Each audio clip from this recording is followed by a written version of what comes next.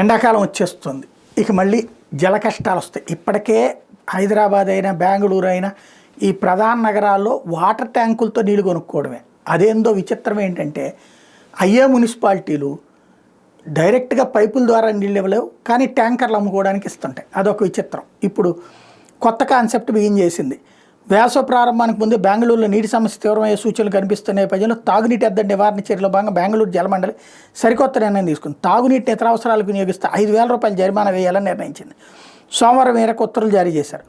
వాహనాలను శుభ్రం చేసేందుకు, రోడ్లు, భవన నిర్మాణ పనులకి తాగునీటిని వినియోగించిన, సినిమా థియేటర్లు, మాల్స్లో ఇతర అవసరాలకు వాడిన జరిమానా తప్పదని ఉత్తర్వులో పేర్కొంది. మరి ఏ నీళ్లతో కడగాలి అనేది అర్థం కావట్లేదు.